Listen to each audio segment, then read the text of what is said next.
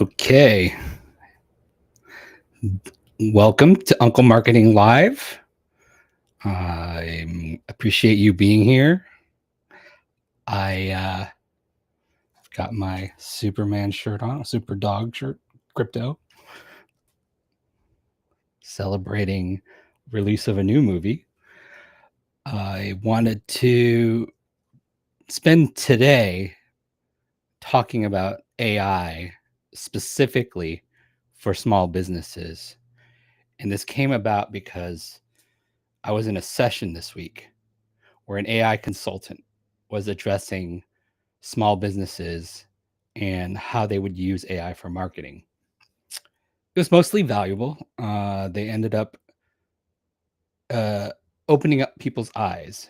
And I think a lot of small businesses still are not getting how AI is impacting their processes. So the consultant's approach was to kind of just start sharing and listing tools and services that were out there, tools for research, for content creation. Um, it was fine, but I don't actually believe that's a strategy. And that I want to talk about why today. By the way, if you are on the chat, I see Dave from Inkshots here. Thank you for joining. If you're on the chat, feel free to ask any questions. But today we're going to focus primarily on how AI can help small businesses. Actually, it's how it's how small businesses really need to think about AI in terms of internal strategy within their company. Right now, there's so many tools out there. Probably by the end of this stream, there'll be 20 more launched. Part of that is because creating AI solutions right now is getting much easier, and the funding for these companies in the space is kind of off the charts. They're everybody wants a piece of the AI pie, whether they're established players or they are new companies, or they're just getting right out of college. People are building these solutions, and for a small business, it can be very daunting. You've already got a lot on your plate as you go through your day, just running the business. So now you have to contend with this monumental shift in how the entire business world is going to operate. It's a little crazy. And so I wanted to focus today on kind of how to create a mindset for dealing with this kind of input. The first is to be what I call pro-reactive. So it's like a combination of being proactive and reactive, meaning that there's a moment where you can sense a problem or you wonder if something can get done better. If you go in expecting that a solution could exist, that there has to be a thingy for this, you're probably right, because in most cases, if they're big enough problems, somebody's trying to solve them. This is just the nature of the beast. It's sort of like when the internet was created and everybody suddenly had a blog, and then there were blogs everywhere about everything. This is not all that different from that phenomenon, which is if there you can create an AI just to do a very specific task now. So kind of the first step is to assume there might be a solution. So that means you're going out and you're going to go search for one. So you have a thing, you have a problem you're trying to solve. There's probably an AI for it. Let's go see if there is. Let's see if look for an automation solution. You can do it through search, regular internet search, Google, DuckDuckGo, Bing, whatever. Or you can actually go to the GPT in some cases and ask it if it knows of an existing tool. And chances are there is, or at least it comes close. So you'll have like some direction as to where to focus your attention. But using AI to filter AI tools is actually a very simple thing you can do, just to gauge where the problems and solutions are for whatever it is you're trying to solve. Um, you should know that not every tool that's out there is going to survive. So don't give in to kind of the FOMO for the latest and greatest thing. Yeah, like I said, every week there's more and more tools, and they get replaced. They lose funding. They can't keep up. Somebody supplants them in a different way. There will always be more and more tools. One way to gauge if there is actual traction with those tools, look and see how many users they have, or if you get a sense of how many users they have, what's the buzz around that? This is where that community effect really works. By the way, there's a community workshop I'll be running July 30th. I'll post the link again at the end, but I hope you can join for that. So not all tools are going to survive. And so you kind of want to have some short-term thinking around how to solve a problem. That's okay, because chances are things get more robust as they get built out. So don't fight the urge to be everywhere, and don't necessarily fight the urge to be ahead of the game. Just exist in it, knowing that you're part of the ocean of this thing that's happening. The next thing is, you shouldn't be afraid to wait it out with some of the big boys. So larger institutionalized companies like a Microsoft or Adobe, or your ERPs and your CRMs that are well established already, have a customer base, they're going to continue to add AI capabilities into their solutions. No one's waiting for anything. I mean, they're going hard into it. Adobe, some of the AI things you can do inside Adobe now are kind of amazing. So there's no need to throw out old tools that are there, as long as they have a roadmap for including AI into some of what they do.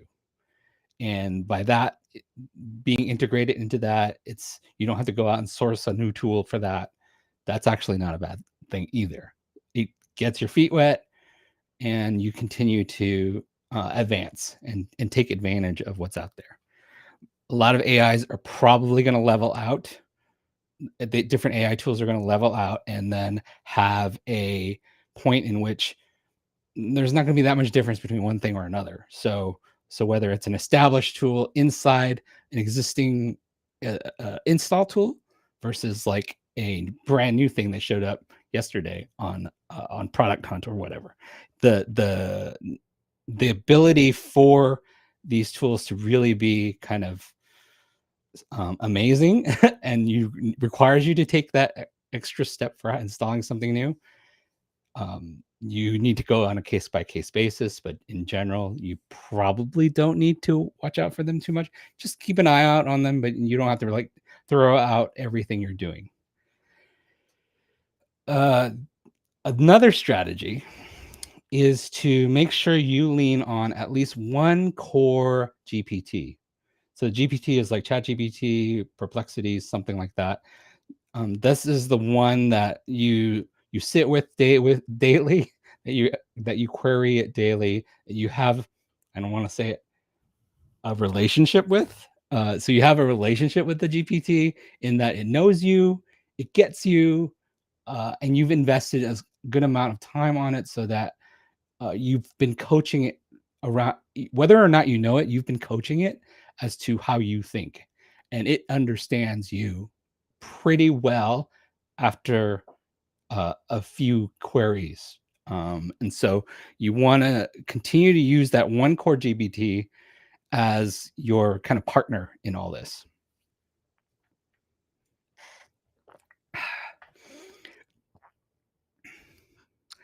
The next is to kind of start compartmentalizing work areas and focusing your search for solving some of those work areas that you don't necessarily want to do as much, or you want to get better at, and you need um, uh, something virtual to help you get there.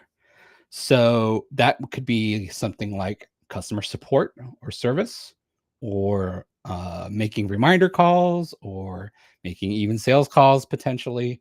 That's where you might bring in a chat or voice assistant that's capable of doing those things. There's some, it's pretty advanced right now. It still has a little bit of a lag, but I think a lot of people just kind of appreciate how advanced they are. The voice is very natural sounding.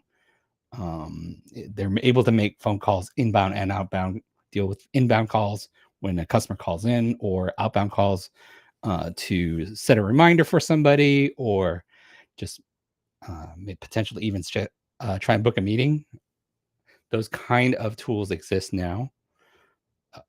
The other would be, another layer of that would be an assistant that's well trained on what the business does and can answer some basic questions, and then punt it to you, the expert, so-called expert, when it can't answer something, or when a deeper, more customized conversation needs to happen. They do exist now to do those things, and it's kind of powerful. It's really cool to watch. Maybe you need to streamline content and design.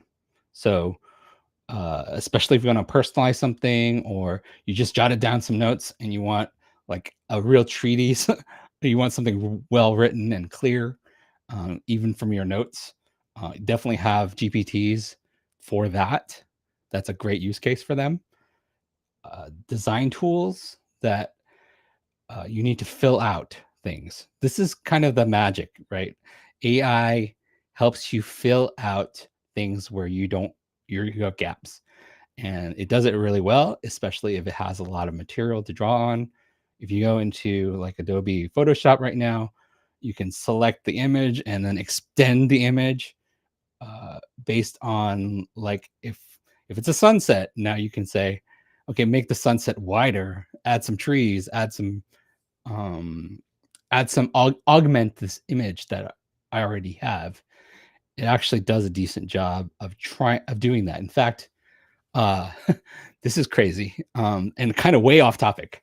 The Sphere is showing the Wizard of Oz. So the Sphere in Las Vegas, big globy venue where we saw U2.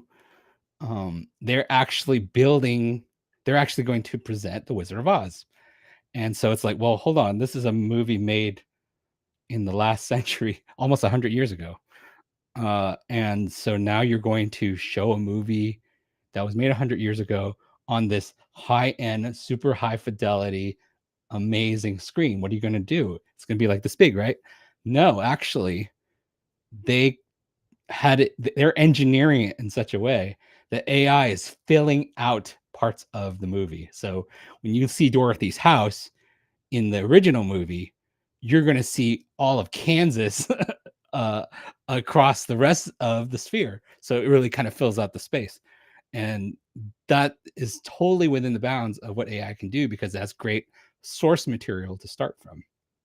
So it just extends to its heart's content, to your heart's content. It's very detail work, right? So it's not something that you want to spend a lot of time on. You don't want to spend your time drawing each tree. Then using AI to handle that part of it, being able to identify incongruous data, for example, is another way to utilize these tools. Very, very helpful for that.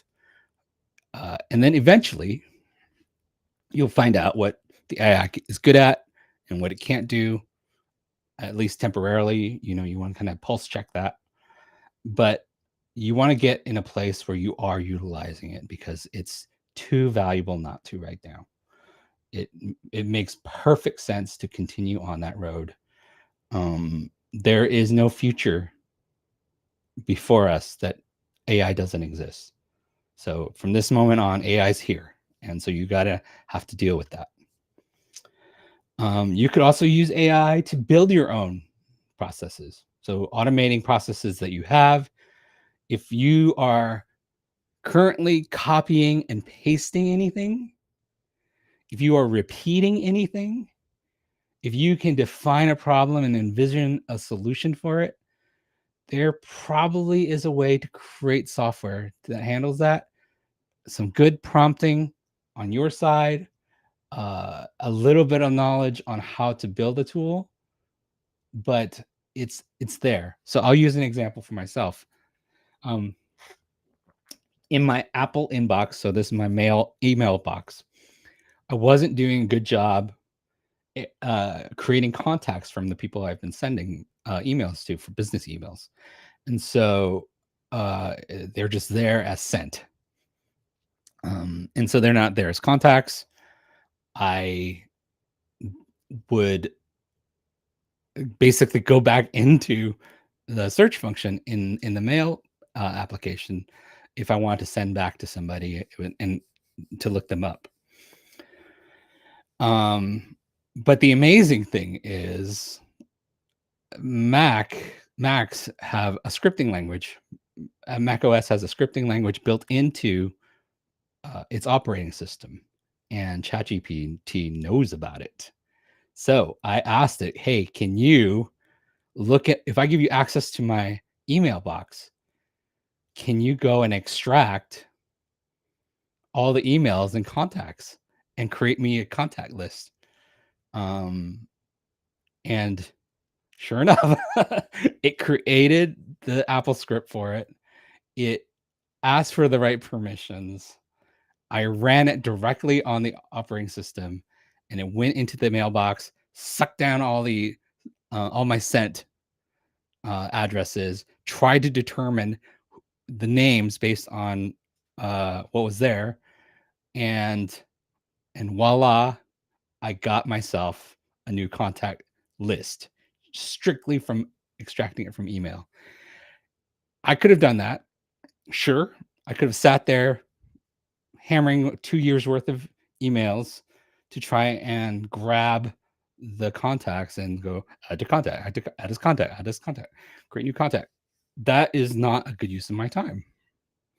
So instead, finding solutions like that where there's probably something.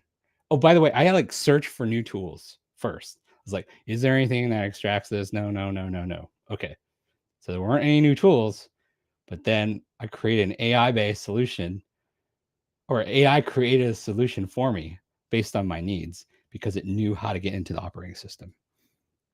That's wild and incredibly enabling and powerful, because then I could have a more considered database. And you're asking, like, well, why didn't you just have a CRM? Sure, I could have a CRM, but I don't need that right now. That's not what keeps me agile.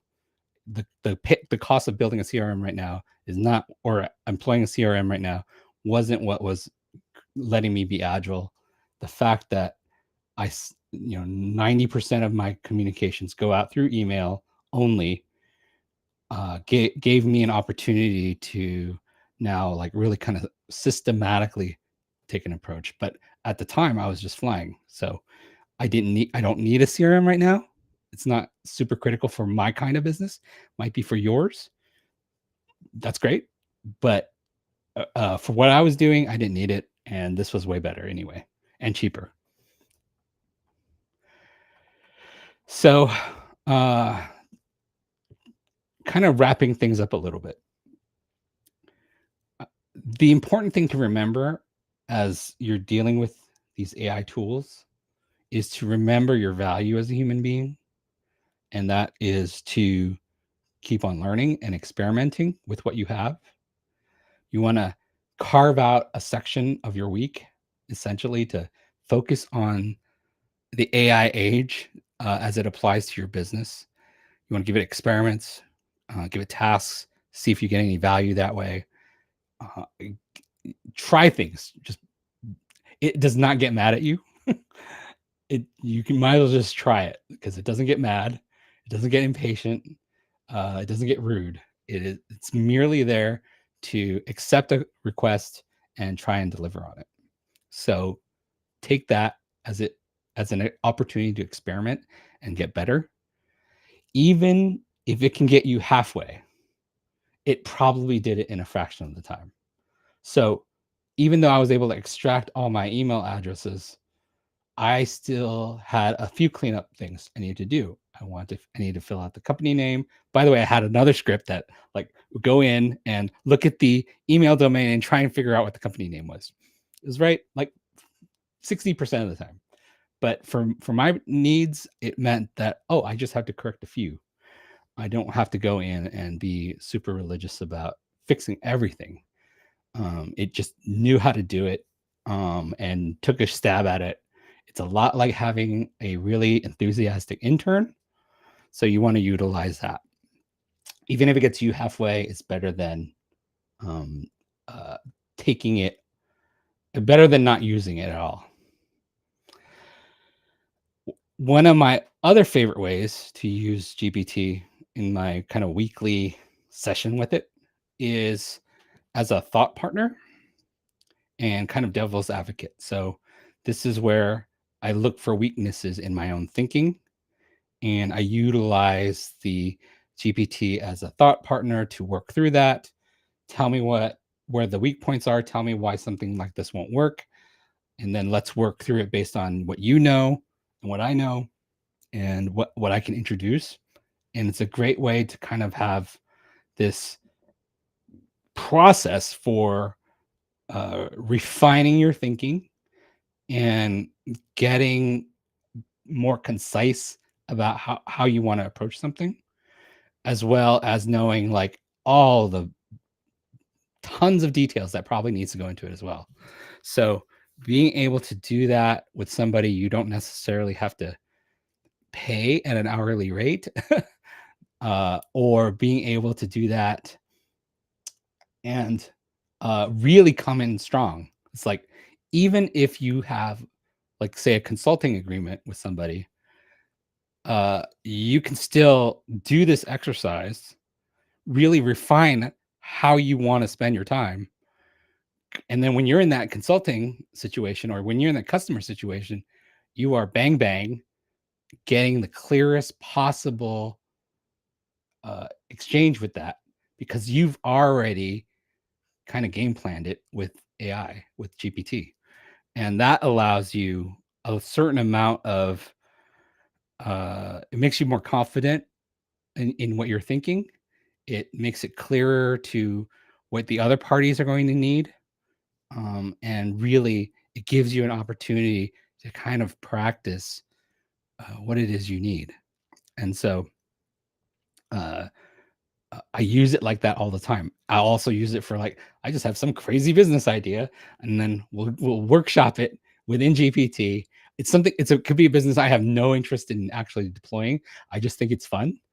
That makes me weird. Then I'm weird. But so we'll go into GPT and we'll talk through it. It's like, I think one time it was, I wanted to see if I could open, what would it take to open an indoor pickleball business. And so we worked out like, oh, you need this much space for this many courts, and this kind of membership might work, but then you're going to have to pay your staff this, and your insurance is this. And so we really kind of worked it out that way. And then now there's another tool called Source Table, which is pretty cool as well. It is a spreadsheet, and you can go in the spreadsheet and start asking it questions to start modeling, like, okay, what's my cash flow going to be in 2 years if I do it this way? What if I change this? How will that affect it? What if I want to be more aggressive? What if I want to be less aggressive? How much time do I need to do this other thing? And so we're doing the calculations that way. It's pretty cool. It's These are all things that, even if you got into a situation with a consultant, having done some of this pre-work and thinking, then you can take that with to the consultant and go, this is this is where I'm at. So you now have to put calls into it. You're the expert, right? Um, and that is incredibly powerful. Or let's say you have a mentor relationship with somebody and you want to get the most out of that because their time is valuable. You want to really utilize that time. Using GPT as kind of like the pre-conversation around that and pre-thinking, it really kind of helps shape what it is you need. So cool stuff there. It is AI. It's going to mess up sometimes, as this week proved with Grok, and that was not a good thing there's not a good showcase for the capabilities of AI done professionally and at that level. Kind of embarrassing, actually. Check its work. You know, look for kind of telltale AI signs that might be like weird corporate phrasing that doesn't really apply to something. Have it tone it that down. Sometimes there's like techno bro speak that gets introduced for some reason. There was a whole incident with how to spell strawberry for a while. There's sometimes an overemphasis on some things and versus a another emphasis of the right emphasis, a right amount of emphasis. You're going to see things like that, but human beings make mistakes all the time. So don't stress about that part of it. Just know that you're going to have to check it. You are the editor in chief. You are the taste police. You are responsible as the owner of the presentation that it comes off correctly. You are, you know, the front row audience for this. So you still have to check it. But think of it this way: the time you saved not having to do the actual grunt work means that you do have more time to validate what's going on. So don't treat it like one and done and it's out of there. Make sure you are checking whenever you're asking it to do something new. That's on you. That's on you and your business. So you still have to do that. And then, as you know, AI cannot really figure out taste. It doesn't really understand it. It's only reacting to it. And so there's no, or rather it doesn't react to it. There's no doubt that AI can create some crazy, amazing things. If you can imagine it and ask it, it will try and create it, and it'll be very detailed. But it itself is not an audience, so it doesn't. It can't be your audience. Your audience is another human being, generally speaking. There's a potential that AI is also an audience because an AI is going to read your thing, summarize it, and if it came from another AI, it's going to be summarizing something that came from AI. That's all going to happen anyway, so don't worry about that part of it. Your priority probably is to focus on, does this make sense for a human being? You can use it, like I said, for filler, but it actually has no way to know if something is good or not. It just is creating based on kind of like the past history of things. And so that's fine for filler. But if you are trying to do something fairly disruptive, fairly unique, AI cannot make less logical choices. It can't make these leaps of creativity and courage that only a human being can make. And so that again is on you, to make those leaps and take those steps. It can only go as far as you ask it to, and so it's still about you. So I will leave it at that. We're gonna have a short session unless people have questions, but otherwise, going back to the workshop that's coming July 30th. That's at 10 a.m. Pacific. We're going to be talking about how to use community as a complement to your brand and how to grow that community. What does a community mean in the case of business? How do you come off creating community without it being like a Shark Tank where you are just dropping people in and hoping and getting them absorbed by sales.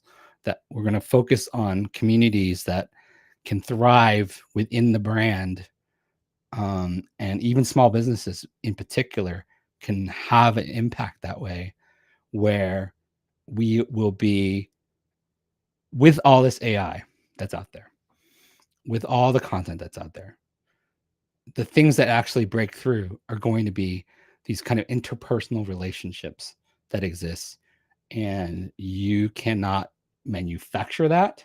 You can only create opportunities for those things to thrive.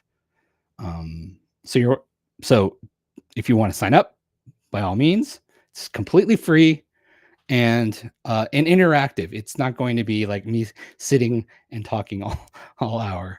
We're going to actually do some fun stuff. Hopefully that, and if you're a part of it, then maybe you come out of it and you get like a full plan about how you want to take your community forward, and take your brand forward through the community.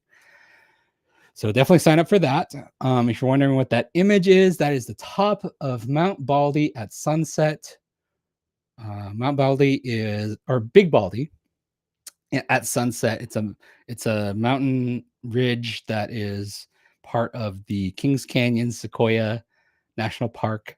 I was there with my family last week, which is why I didn't get this out very much. Didn't get out very much for this week, but we were there. It was our standard family camp that we go to every year. We've gone for 10, 11 years. And so it's a big recharge. And obviously, it's very beautiful up there. And I'm very proud of that image, not just because it's a great image, but when you make up to something that high on your own, then it's pretty cool. So with that, I will leave you till next week. Thanks for coming. Thanks for listening. And I appreciate all of you. Thank you.